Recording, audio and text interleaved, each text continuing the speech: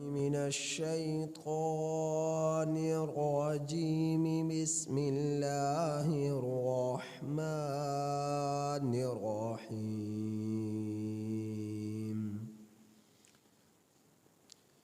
وآتوا اليتامى أموالهم ولا تتبدلوا الخبيث بالطيب ولا تأكلوا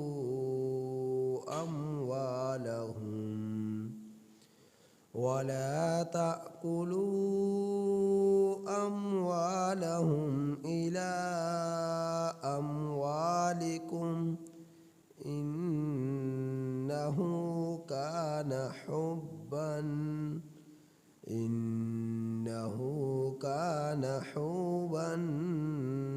كبيرا. یہ سورۃ النساء کی آیت نمبر 2 ہے. اس آیت کریمہ کا ترجمہ و تلاوت کل بھی ہو چکا تھا. دوبارہ اس آیت کریمہ کا ترجمہ سماعت فرمائیں. وَآتُوا الْيَتَامَى، اور دو تم لوگ یتیموں کو، اموالہم، ان کے مال، ولا تتبدلوا الخبیث،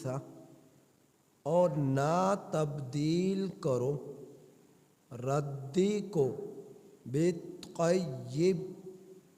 عمدہ کے ساتھ، اور ردی مال کو عمدہ مال کے ساتھ تبدیل نہ کرو. ولا تأکلوا، اور نہ کھاؤ تم لوگ، اموالہم، ان کے مال، الی اموالکم، اپنے مالوں کے ساتھ ملا کر، انہ کان حوبا کبیرا، بے شک یہ بہت بڑا گناہ ہے.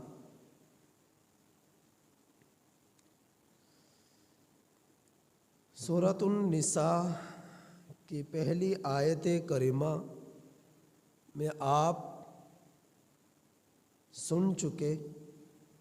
اللہ رب العزت کی طرف سے ان فرمان کو، اس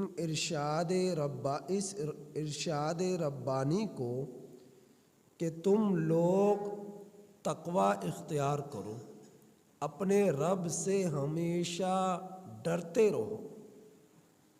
تنہائی میں ہو تب بھی، اجتماعیت میں ہو تب بھی، خلوت میں ہو تب بھی، جلوت میں ہو تب بھی. تو ہر وقت اپنے رب کا ڈر اپنے دلوں میں بسائے رکھو اور زندہ رکھو. تو تقوی و پرہیزگاری کا حکم دیا گیا پوری انسانیت کو، تمام کائنات کے لوگوں کو. اور پھر اللہ رب العزت نے انسان کی تخلیق کا ذکر کیا. ایک جان سے میں نے ان کو پیدا کیا. حضرت آدم علیہ السلام کی پیدائش کا ذکر کیا، اور حضرت آدم علیہ السلام کی وجود یعنی پسلیوں سے حضرت حوا علیہ السلام کی پیدائش کا ذکر کیا، اور ان دونوں کے وجود سے پوری انسانیت کی پیدائش کا ذکر کیا. اور پوری انسانیت میں مرد بھی ہیں اور عورتیں بھی ہیں. تو مرد اور عورت جو پوری کائنات میں پھیلے ہوئے ہیں، ان سب کا میرے رب نے ذکر فرمایا. تو میں نے جیسا کہ بیان کیا سورہ آل عمران میں اغیار کا ذکر تھا، یہود و نصارہ کا ذکر تھا، مشرکین کا ذکر تھا، غزوات کا ذکر تھا، مال غنیمت میں بددیانتی سے بچاؤ کا ذکر تھا، اور یہاں پر اپنوں کا ذکر ہے تو تقوی کا ذکر فرما کر، انسان کی تخلیق کا ذکر فرما کر، اب اللہ رب العزت انسان کے جو تعلقات ہیں، رشتہ داریاں ہیں، خانہ داریاں ہیں، اور آپس میں ایک دوسرے کے حقوق ہیں، تعلقات ہیں، ان میں جوڑ اور مضبوطی کا ذکر کیا، تعلقات میں نبھاؤ کا ذکر کیا کہ آپس میں ہمیشہ ایک دوسرے کے احساسات کے ساتھ زندگی گزارو۔ ایسا نہ کرو کہ مجھے کسی سے کوئی تعلق نہیں، والارحام کے رشتہ داریوں کے معاملے میں، قرابت داریوں کے معاملے میں بھی اپنے رب سے ڈرتے رہو۔ ایسا نہ کرو کہ تم اپنے ذاتی کسی انا کی بنا پر دوسرے سے تعلقات کو توڑ ڈالو، دوسرے سے بولنا چھوڑ دو، قطع رحمی اختیار کر لو۔ ایسا نہ کرو، یہ نہ سمجھ لینا کہ قطع تعلق ہی کر کے تم اپنے گھروں میں بیٹھ گئے اور دوسرے سے تعلق نہ رکھا، دوسرے سے نبھا نہ رکھا، دوسرے سے اپنے دلوں میں جو ہے دوسروں کے لیے صفائی نہ رکھی، محبت نہ رکھی، تو اس سے تم اللہ کی پکڑ سے بچ جاؤ گے۔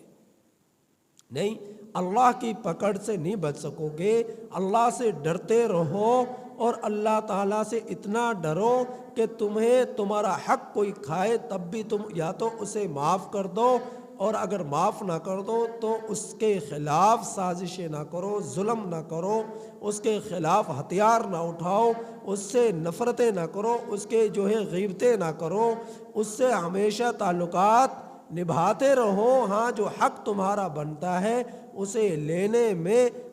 لینے میں یا تو معاف کر دو، اگر معاف نہیں کر سکتے تو اسے لینے کی کوشش کرتے رہو، لیکن محبت کے ساتھ، جھگڑوں کے ساتھ نہیں، لڑائیوں کے ساتھ نہیں، محبت کے ساتھ، اخلاق کے ساتھ، تو اسے لینے کی کوشش کرو، نہ یہ کہ ایسے جھگڑے پیدا کرو کہ جس میں ایک دوسرے سے تعلقات ہی ختم ہو جائیں۔ تو قرابت داری کے معاملے میں اپنے رب سے ڈرتے رہو۔ ہاں، اگر کوئی شرعی وجہ ہے کہ جس کی بنا پر تم جو ہے شرعی وجہ ہے کہ جس کی بنا پر تم دوسرے سے تعلق ختم کرتے ہو، تو حکم شرعی کی بنا پر تم ایسا کر سکتے ہو۔ مثال کے طور پر کوئی شادی ہے، اور شادی میں ایسی بیہودہ رسومات ہیں جن کا دور تک اسلام سے کوئی تعلق ہی نہیں ہے۔ مثال کے طور پر شادی ہے، اور شادی میں ڈھول باجے ہیں، چھرلیاں ہیں، اور اس شادی کے اندر ٹھا وا ہے اور شور شرابہ ہے ایسا کہ جس میں بے حیائی ہے، ناچ گانے ہیں، میوزک ہے، تو اگر آپ کے رشتہ داری ہے، قرابت داری ہے، اپنے کی شادی ہے، لیکن اس میں یہ بےہودگی ہے، بے حیائی ہے، بے شرمی ہے، اس کے اندر فضولیات ہیں، اسراف ہیں، اللہ کی معصیت ہے، نافرمانی ہے، تو تم اس حکم جبکہ شریعت میں اس کی اجازت نہیں، تو تم ایسی بیہودہ رسومات میں شامل ہونے سے اپنے آپ کو بچاتے ہو کہ اس شادی میں یہ کچھ ہونے والا ہے، چھرلیاں پٹاخے چلنے والے ہیں، ڈھول دھماکے جو ہے بجنے والے ہیں، اور ناچ گانے ہونے والے ہیں، تو میں اس مجلس میں شامل نہیں ہوں گا، میں اس شادی میں شامل نہیں ہوں گا، اور ان شادی سے کہ شرکت سے اپنے آپ کو بچا لے اور گھر میں رک جائے، تو اس اللہ کی نافرمانی کے زمرے میں یہ نہیں آئے گا، معصیت میں یہ نہیں آئے گا کہ اس نے حکم شرعی کو پورا کیا، شریعت نے اس چیز کی اجازت نہ دی، تو ہر شریعت کا حکم ٹوٹنے کا خدشہ تھا، تو اس نے اپنا تحفظ کیا، اور ایسی رسومات میں اور ایسے جو ہے محافل میں، ایسے جو ہے مہندی کی رسومات میں اس نے شرکت کرنے سے اپنے آپ کو بچا لیا، تو پھر یہ گناہ میں نہیں آئے گا۔ ہاں، دنیاوی معاملات ہیں، دنیاوی معاملات ہیں، دنیا کے اندر ایسے معاملات ہیں کہ جس کے اندر جو ہے کوئی معصیت نہیں ہے، اللہ کا حکم نہیں ٹوٹتا، تجارت ہے، اور جو ہے قرابت داری ہے، اور قرابت داری میں ایک دوسرے سے بھائی بہن کا رشتہ ہے، چاچا بھتیجے کا رشتہ ہے، ماموں بھانجے کا رشتہ ہے، والدین اور اولاد کا رشتہ ہے، تو یہ ایسے رشتہ داریاں ہیں کہ ان میں اگر کسی وجہ سے کوئی انبن پڑ جائے اور پھر وہ اس میں نبھا نہ پیدا کرے، تعلقات کو استوار نہ کرے، تو پھر یہ اللہ کی پکڑ میں آئے گا، پھر یہ اللہ کی پکڑ میں آئے گا۔ حدیث پاک میں آتا ہے، جس طرح کہ کل ذکر کیا، کہ جہاں جن چیزوں کا بدلہ اللہ رب العزت فوراً عطا فرماتے ہیں، اور وہ چیزیں جو ہے صلح رحمی بھی ہیں، کہ صلح رحمی بھی ہے۔ جو شخص صلح رحمی کرتا ہے، آپس میں جو ہے رشتہ داریوں کو نبھاتا ہے، قرابت داریوں کو نبھاتا ہے، تو اللہ رب العزت اس کی عمر میں برکت عطا فرماتے ہیں، اور اس کی عمر میں طول عطا فرماتے ہیں، عمر بڑھ جاتی ہے اور برکت اسے نصیب ہوتی ہے عمر کی۔ تو یہ اللہ کے حبیب صلی اللہ علیہ وسلم نے بشارت سنائی، اور ایسا شخص جنت میں داخل ہوگا جو صلح رحمی کرتا ہے، تعلقات کو نبھاتا ہے، اللہ کے لیے اپنی انا کو چھوڑتا ہے اور عاجزی اختیار کرتا ہے، اور دوسرے کے سامنے اگر دوسرا نہیں جھکتا تو یہ جھک جاتا ہے کہ چلو ٹھیک ہے، میری غلطی پر ٹھیک، لیکن تعلقات کو نہیں توڑتا، تعلقات کو نبھاتا ہے۔ تو اللہ رب العزت نے قرابت داری کا ذکر کیا۔ تو آج کی اس آیت کریمہ میں اللہ رب العزت نے یتیم کے حقوق کا ذکر کیا۔ نزول قرآن کے زمانے میں ایسا ہوتا تھا کہ یتیم جو ہے اس کے مال کی کو جو ہے اس کے ساتھ مال کے اعتبار میں، اس کے وراثت کے اعتبار سے اس کے ورثاء زیادتیاں کرتے۔ ہوتا ایسا کہ یتیم کا باپ دنیا میں نہ رہتا، دنیا سے چلا جاتا، اب یہ پرورش میں آتا، چاچا کے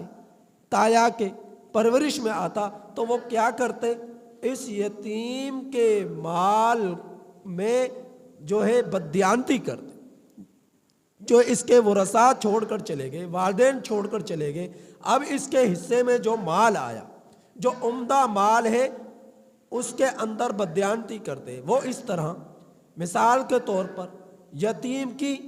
عمدہ کرسیاں ہیں، یتیم کے وراثت میں عمدہ بستر ہے، یتیم کے وراثت میں عمدہ گھر ہے، یتیم کی وراثت میں عمدہ برتن ہے، یتیم کے وراثت میں ضروریات زندگی کی عمدہ چیزیں ہیں، تو وہ چچا، وہ تایا جس کی وراثت میں وہ آتا، وہ کیا کرتے کہ ردی کرسیاں، پرانی کرسیاں اس کو دے دیتے اور عمدہ کرسیاں خود لے لیتے، اور پرانے بستر یتیم کے بستروں میں کر دیتے، نگ پورا کرنے کے لیے کہ اس کے حصے میں جتنی چیزیں وراثت کے طور پر آئی ہیں ان تمام کی تمام چیزوں کو پورا کرنا ہے، تو پورا کرنے کے لیے جو عمدہ چیزیں ہوتی انہیں خود لے لیتے، اور جو گھٹیا اور ردی قسم کی چیز ہوتی وہ یتیم کے مال کے اندر رکھ دیتے، چاہے وہ بستر ہو، چاہے وہ کرسیاں ہوں، چاہے وہ قالین ہو، چاہے وہ برتن ہو، چاہے وہ کپڑے ہوں، پہننے اوڑھنے کی چیزیں ہوں، اوڑھنے بچھونے کی چیزیں ہوں، تو جتنی یہ چیزیں ہیں یہ کیا کرتے، یتیم کی عمدہ لے لیتے اور ردی چیزیں اس کے حصے میں ڈال دیتے، تاکہ سب کو معلوم ہو کہ یتیم کی چیزیں یہ پوری ہیں،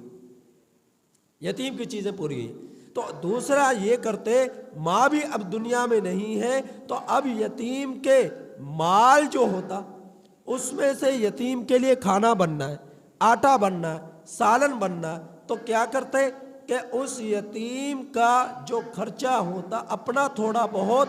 اس کے سالن کے لیے، اس کے آٹے کے لیے اپنا تھوڑا بہت شامل کر لیتے، اور باقی زیادہ یتیم کے مال کو اس میں شامل کر لیتے،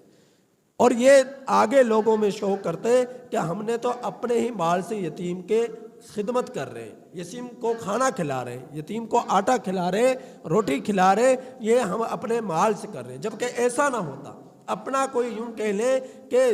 2% اپنا مال شامل کرتے تو 8% یتیم کے مال کو شامل کر لیتے اور یتیم کے مال کو کھاتے۔ تو قرآن کریم میں اللہ رب العزت نے اس چیز سے بھی منع فرمایا کہ ایسا نہ کرو، اس کا میں آگے بیان کرتا ہوں۔ تو جب یتیم کے مال کو کھاتے تو یہ کیا ہے؟ یتیم کے مال میں زیادتی ہو رہی ہے، ظلم ہو رہا ہے۔ تو اللہ رب العزت نے اس چیز سے منع فرمایا۔ یا کوئی لڑکی چھوڑ کر والدین دنیا سے رخصت ہو گئے، اب وہ بچی ہے، وہ وراثت میں آئی اپنے چچا کے، تایا کے، اپنے یا کسی اپنے اس کے کزن کے، چچا تایا بھی نہیں ہے، والدین بھی نہیں ہے، اب کزن کے وراثت میں آ گئی وہ، تو کزن کیا کرتا کہ اس یتیم بچی جب وہ بالغ ہوتی تو اس سے نکاح کر لیتا اور اس پر ایسا سمجھتا کہ اب میری اس پر حکمرانی ہے، اس کا حق مہر بھی ادا نہ کرتا، اس کا لباس، اس کی ضروریات زندگی بھی پورا نہ کرتا، ادائیگی نہ کرتا، اور کہتا میں تو تجھ پر مالک ہوں، تجھ پر میری ملکیت ہے، تیرے مال پر بھی میری ملکیت ہے۔ تو جو چاہتا اپنی مرضی سے وہ یتیم بچی کے مال میں زیادتی کرتا، ظلم کرتا۔ تو اللہ رب العزت نے ان چیزوں سے منع فرمایا کہ اگر یتیم بچے کے سالن کا استعمال کرنا ہے تو اندازہ کرو بالفرض تمہارا ایک 8 سال کا بچہ 2 روٹیاں کھاتا ہے تو 2 روٹیوں کا کتنا آٹا لگتا ہے؟ اتنا آٹا یتیم کے مال سے لے لو اور اپنے آٹے میں اس کو شامل کر لو۔ اور اگر سالن بھی، کیونکہ الگ الگ ہانڈیاں بنانا، ایک وہ جو اس یتیم کی سرپرستی جو کر رہے ہیں، دوسرا یہ یتیم ہے، اب الگ الگ وہ ہانڈیاں بنائیں گے تو دشواری ہوگی، تو ایک ہی ہانڈی میں سالن بن جائے، تو اگر تم نے یتیم کے مال کو اس میں شامل کرنا ہے تو برائے نام کرو اور اپنے مال میں سے زیادہ کر لو۔ ایک یتیم 2 بچے 3 بچے کتنا کھا لیں گے؟ لیکن تمہارا ان کے کھانا کھلانا، سالن کھلانا، روٹی کھلانا تمہارے لیے جنت میں جانے کا ذریعہ بن جائے۔ تو اللہ تعالیٰ نے قرآن کریم میں ارشاد فرمایا وَإِن تُخَالِطُوهُمْ فَإِخْوَانُكُمْ، اگر تم یتیموں کو، دوسرے پارے میں ارشاد ہے کہ اگر تم یتیموں کو اپنے ساتھ ملا کر کھانا کھلا لو تو وہ تمہارے بھائی ہیں،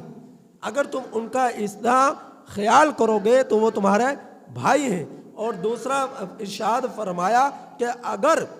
تم یتیموں کے مال میں زیادتی کرو گے، ان کے مال کو ادا نہیں کرو گے، ان کے مال جو اصل مال ہے ان کو دو گے نہیں، تو فرمایا کہ وَآتُوا الْيَتَامَ أَمْوَالَهُمْ، تو اللہ تعالیٰ کے حکم کی خلاف ورزی کر رہے ہو، کیونکہ اللہ تو قرآن کریم میں ارشاد فرما رہا ہے دو تم یتیموں کو ان کے ان